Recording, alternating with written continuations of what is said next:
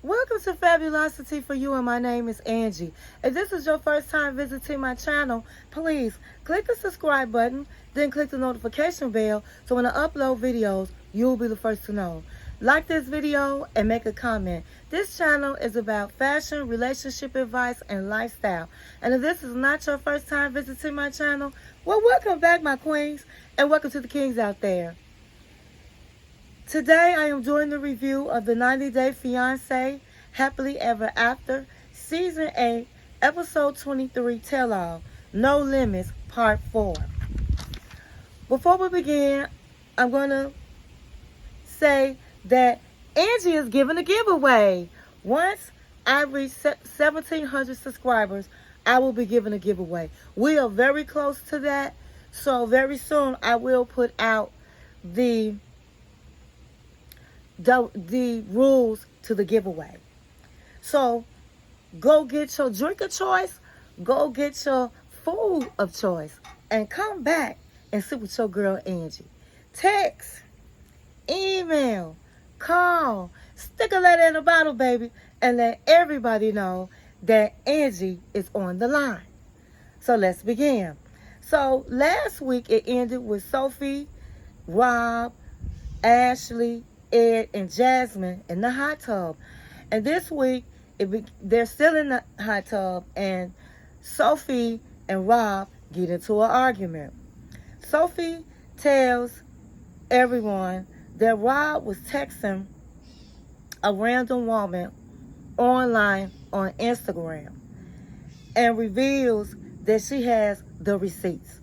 Rob says Sophie was lying, and the only thing she had on him was a voicemail saying he may meet this girl for lunch. Everybody asked Sophie to pull up her receipts.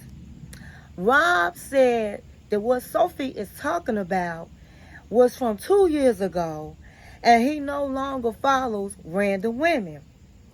And Jasmine says to Rob, "What type of woman are you attracted to?" And he says he likes the one that he married. And Jasmine told Rob to tell that to Sophie. And he looks her dead in her eyes, and he says, "Sophie, ever since I laid eyes on you, you're the only woman that I'm attracted to." And I just feel like after he says that, she needs to stop talking about Rob is not attracted to her. And because he married her. Who would marry somebody they wasn't attracted to? So that's just common sense. So Sophie was like, well, multiple years before we got married, this man was watching women who did not look like me. They were very muscular. He also was watching porn, and these ladies in the porn did not look like me. Now, just because somebody's watching porn and the women don't look like the woman you with does not mean you're not attracted to. A man gonna watch a porn no matter what how the woman looked in front of him. So that just didn't make sense. But Rob said to everybody that they had only had sex one time since 2023. And Ashley says they keep talking in circles about the same thing that happened in the past, that they have to move forward in order to work things out. Now, my hat almost blew off my head when Rob said they had only had sex one time since 2023. Who do that? Who does that? They don't have a marriage. They do not have a marriage. And so Rob tells everyone about the sex part, and then they get out the hot tub, and he tells Emily, Liz, and Thais that I'm really honest with you guys. The worst thing I ever done was tell a girl that sent me nude pictures to send me some more. That's it. I have not stepped out on her. I have not met no other woman. I have That's the only thing I did. And I told her I was wrong, and I apologized for that. So they asked Sophie if she had the receipts of all the things that she was talking about Rob, saying about Rob. So she goes and looks stupid and acts like she's looking at her phone. And she was like, you know what? This is a new phone. It's not in this phone. And Rob was like, that's because she don't have the receipts. So she said, I sent it to my mom. Let me call my mom. Now, you don't hear what the mother is saying, but you hear Sophie saying, oh, you don't have the receipt? Okay, you don't have it? And Rob was like, I told you, this girl is manipulative. She wants everybody to be on Team Sophie. She don't have no receipts. So all of a sudden, Sophie, she started crying. I'm sick of Rob, because Rob is lying. He the one that's lying, not me. So, meanwhile, Rob steps away, and he's just disgusted with Sophie. So Manuel comes over there speaking in Spanish like Rob can really understand him. But they had a translator. And he said Manuel tells him that you really seem like a good guy and you really deserve happiness. And he says, you don't have any children. Why don't you just move on? You have that option to move on. And so Rob tells him that he really doesn't believe that Sophie believes in the marriage the way she portrayed herself to. And so Manuel told Rob, you just need to move on. So Rob ends up going to his separate room, and Sophie goes into another room. The next day is the tell-all, day 3. So Rob says when he gets to the studio that he didn't have much sleep, that he even had nightmares, and he's just tired of going through what he's going through with Sophie.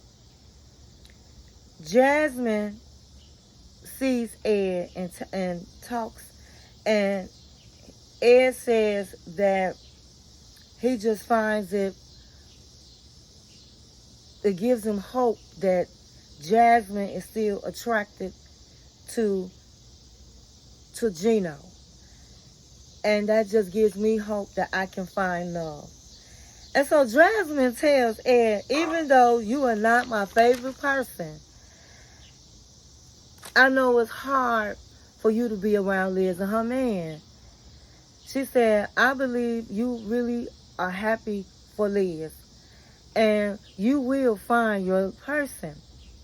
Now, you know that there's a lot about you that needs room for improvement because you have a big mouth. I almost fell out. Ed says, well, can you be any more honest with me, Liz? And she says, you are an ass when it comes to women. But you're showing me a sweet side of you. But when you are not being stupid, you actually are very kind and lovely. And you and your house, and you are in the house with your cats and dogs, they're going to eat you up if you don't change your ways. And she said, okay, is that what you're going to want to really happen? And that's what's really going to happen if you don't change, Ed. And Ed laughs, and Jasmine says, so do better, Ed, she says. I don't like you, but I don't dislike you. So I guess that's progress. And she gives Ed a hug. So I almost fell out when Jasmine told Ed that. Jasmine, I have to say, honey, she speak her mind. She don't like Ed, but she gave him a little conversation and told him that she no longer she doesn't like him, but she said at the end of the day, right now, she's seeing a different side, so she don't dislike him. So everyone is sitting around and waiting for the tell-all to start, and then they notice that Angela and Michael are missing. Alex is nervous. He's sitting around, and he and Lauren, they feel like everybody gonna come after them because they the perfect couple. Well, everybody thinks they are the perfect couple. So the tell-all begins, and Sophie gets up and she tells production, can they change the couch into 2 chairs because she really don't want to sit next to Rob. So Sharon starts off and she says, Angela and Michael are not going to be with us right now, but hopefully they can join us later. Rob and Sophie are next. So Sharon asked Sophie, why didn't you want to sit next to Rob? And she said, because he been bad-mouthing me. I am still his wife, and I don't appreciate him bad-mouthing me, so I don't want to sit next to him. So Patrick speaks up and says, hey, I've been talking to Rob all week, and Rob hasn't said anything about you, Sophie. And she said, and unless you are going to forgive him, you guys are not going to make it. You can't keep talking about the past. You have to get over it. You have to move together.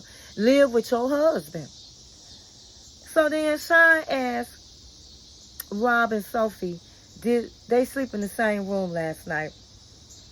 And Rob said no. Then she asked Jasmine and Gino, did y'all sleep in the same room last night? And they said no.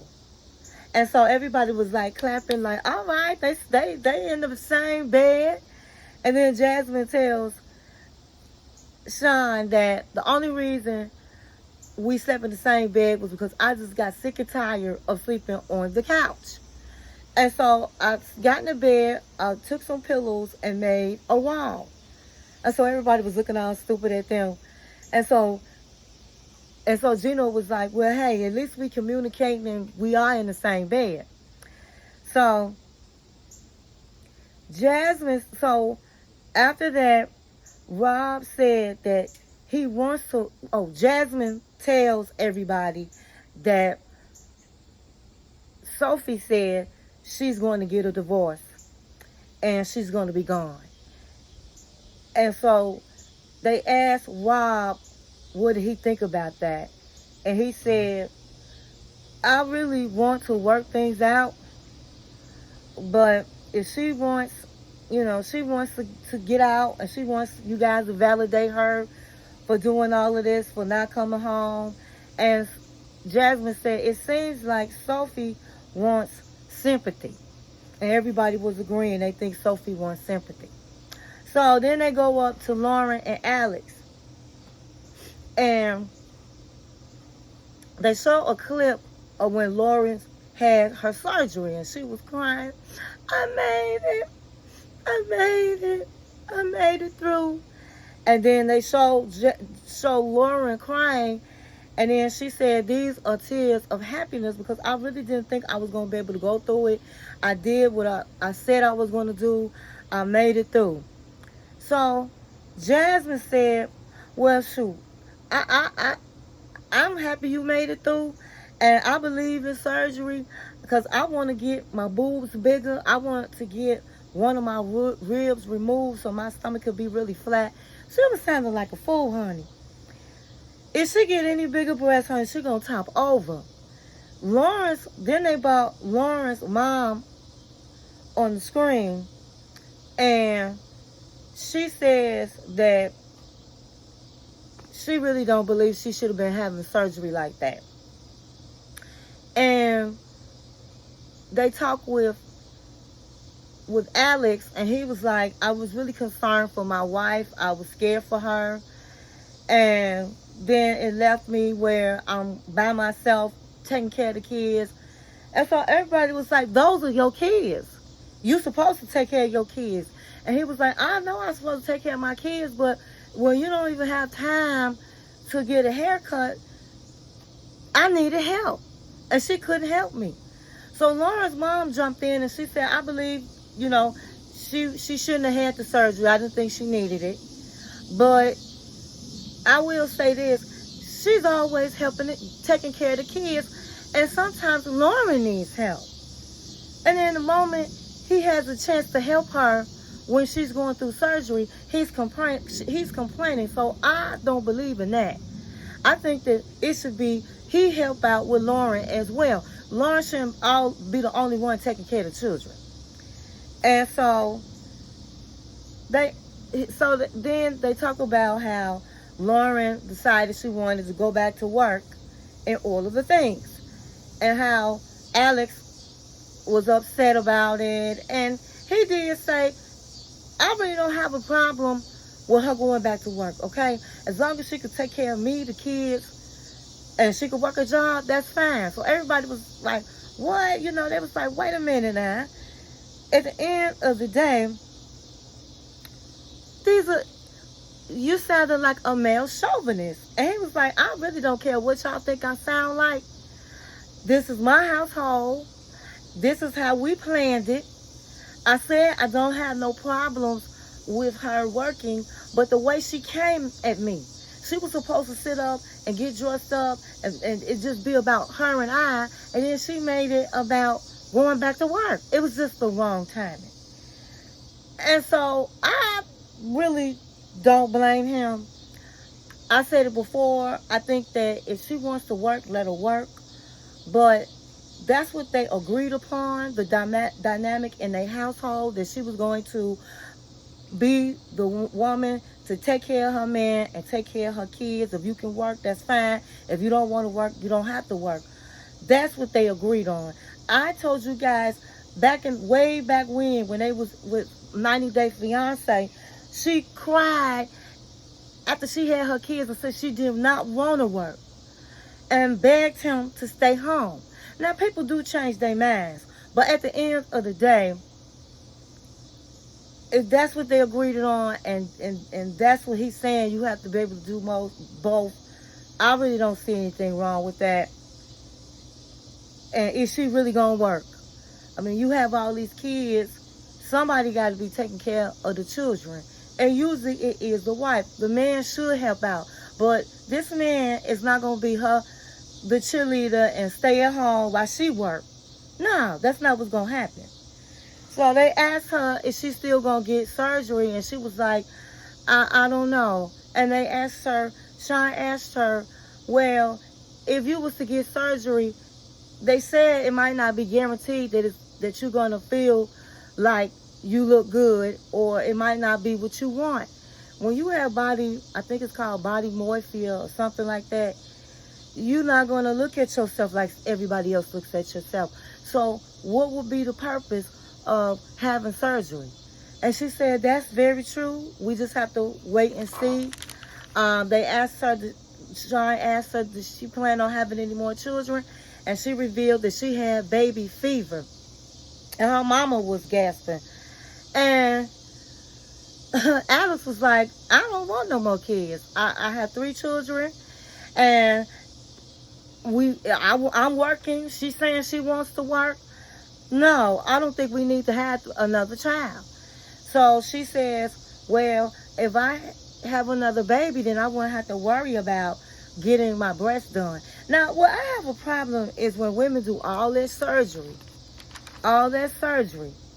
and then you end up having a baby, and then what? Then you're going to have the surgery again? It would have made sense if you think you're going to want to have a baby to just wait to have the surgery until you have your last baby. But that's just me. So while they was talking, Angela and Michael walked back in, and they walked back on the stage. They walk on the stage.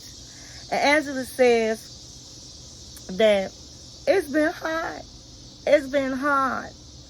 She says, I'm not a crier, but I'm broken. Angela says to Sean, I came back for the ladies. That's why I decided to come back to give these ladies the support that they have been giving me. Now, do we really think that's why she came back? What support has she given anybody? Angela is about Angela. So Kobe speaks up, honey. And Kobe said to Angela, you have been disrespecting your husband in public in every single place to the level where even a fly cannot respect him. She said, don't you talk to me. I don't care. I don't care what you say. I don't care how you feel. I don't care what you think. She said, Michael, hush him. Make him hush. So Kobe said, I'm not going to sit here and act like that this is something that has not been going on. And then Angela was saying, listen, it's none of your business. Mind your business. And then Michael was saying, it's okay. It's okay, Kobe. And everybody said, you hired a PI of your choice, and they didn't find anything. She said it had only been 2 weeks. Jasmine said, let this be a new beginning for the both of you guys. So then,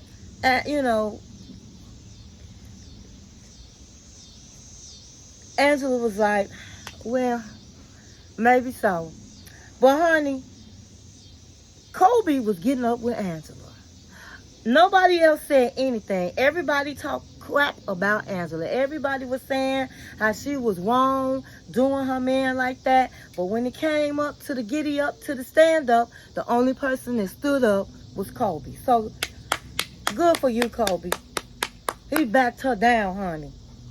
So next up is Ashley and Manuel. So Sean asked Manuel, on a scale from 1 to 10, she said, how good is your English? And Ashley was like, it's a 1. And so Sean asked him, why haven't you learned English? And so everybody was like, that's because Ashley make it easy on him. Ashley translates for him. So then they bring out Ashley's sisters, honey. And honey, they had laid, baby. They had laid. And so they said to the sisters, Sean asked, what do you think Manuel is doing with the money that Ashley is giving him? Is he using it as a safety net? And so the sister said, yeah, I think that's what he's doing. I mean, he's so secretive. We don't really know what he's doing, but that could be it. So Sean asked Manuel, is that true? And so he was looking all tripped out, and he was like, well, when Ashley give me money, like if she give me $50 to go to the store, and I keep 25 of it. I do. I save some of the money. And I save it because I like to save. And so everybody was like, oh my God. But then he cleared it up and said, I save coins. I collect coins and dollars. And so Jasmine said, that's a Spanish thing. That's what they do. So Manuel said, he can save when he doesn't work, and she can't save and she works. And so Ashley says she should have known that that's what he does, because she sees him all the time stacking his coins and looking at his coins and all of the things. And so she said, but I still can't believe you saving my money. And everybody was like, well, you need to turn mattresses over and look around your house, honey, because you might have a whole lot of money laying around your house. So then they go back to him not learning English, and everybody was like, have you gotten your permit so you can work? Because if you learn English, you'll be more valuable in the work system because you are bilingual. And he was getting all upset. He was like, she never did do the work. The paperwork. And then Ashley got all tripped out. Well, I didn't do it because I've been working out. I've lost 100 pounds and I work out 4 hours a day. And Patrick, everybody was like, that's excessive. You should have been working on this man's paper. So she's like, it's not just me. He can work on papers too. It don't have to be on me. And so everybody was like, so what's the problem? Why you, come on, what's the deal? You don't want him, you say you need help with the bills, but you're not sitting up filling out the papers so he can work. So she said, listen, I hired a lawyer, and so we all good. So they talked about the post-nup, and they showed the clip of the post-nup. So Patrick was like, let me get this straight. You didn't do the work because of what? Because you couldn't do his paperwork to get his work permit, but you did a lot of paperwork for the post-nup. Which one is most important to you? So she was like, you don't even know what you're talking about. Okay, so you need to stay on out of it. And so everybody was really start getting on Ashley. So then Sean said, we saw you say if Ashley didn't give you money, you was going to go back home.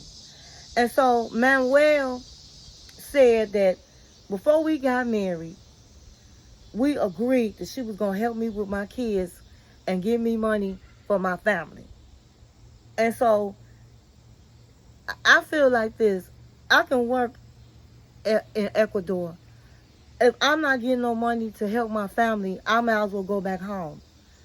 So he said, well, Ed had said that Manuel was lazy. And Ashley said she felt bad talking about Manuel because she does know that he has children. All she is asking is that when she give him money to tell her what it's for. And so they said, well, let me just say this, Ashley. Are you trying to delay the green card so you can have control? And Jasmine had said, that's the same thing Gino tried to do. That's what these Americans do. They sit up and they wait to do the paperwork so they can have control over you. And so Kobe said, Gino is hurt. But she said that Jasmine can be loved. And so he needs to come out of that, get off of what he's on, put your feelings aside, and forgive her and love on your wife. So Sean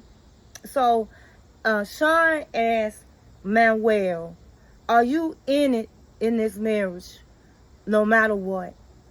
And he says maybe. And that really hurt. It really hurt Ashley, because she said, I done did all of this and take care of your family, and you just saying maybe? So he said, you know what? I didn't mean that. I'm just mad because you keep getting mad about me sending money to my family, and you know I have these children I have to take care of. Now, what I will say is, I don't think that Manuel is going to be in it for the long haul. I really don't think he loves her like that. I'm sorry. I know he can't work, but I just think he is secretive. I think that he's not appreciative of all what she does, and he's taking advantage of her by keep asking for money. They should establish something. Hey, once a month, I'm going to send this amount, and that's just going to be it till you get your green card. And she needs to go ahead on and get this man his green card if she wants him to stay. But I do understand if she have reserves, because he's been very, how should I say, he's been sneaky. And so I'm going to take my time and drag my feet too and decide if I really want him here. So I do understand, Ashley, but at the same time, if you want this man to work so he can pay his own bills, you got to send the papers out. So the tell-all is over, and they're eating dinner, and the women are sitting around. And as I said before, when I talked about Jasmine said that Gino tries to hold back his visa, that was when they were eating, and that was after the tell-all.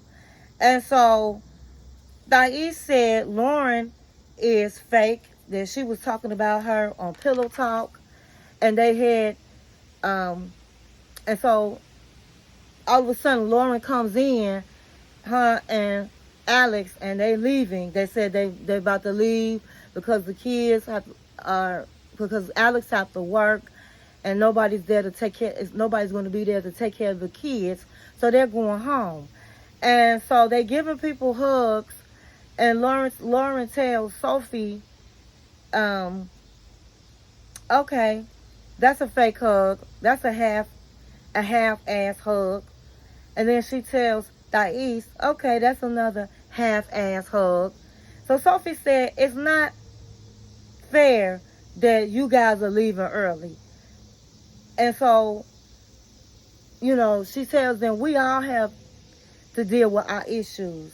And Lauren says, then why don't you get up and go home since you got issues that you need to deal with, because that's what we doing. And so Thais said, so you think you better than us? And she said, I never said I was better than you guys. So I don't even know why you saying that. But since you got so much to say, let me sit down, because I got 5 minutes and you can tell me what you need to tell me. I was like, go ahead, Lauren. Let them know, honey, I'm not the one. And my thing is, those girls don't say nothing when when Angela and Michael don't show up. They showed up late. They don't even sleep at the house. But nobody's saying it's not fair or do you think you better than everybody. So they just hating on Lauren. And I'm glad Lauren sat down and it ended with her sitting down and said, you got something to say? Here I am. Say it. Because they've been talking to her about her behind her back. So anyway, that was all I have. That was the tell-all. Next week seems like it's going to be a banger. It's going to be juicy. It's a lot going on next week. And so I hope you enjoyed this video and thank you for watching my channel.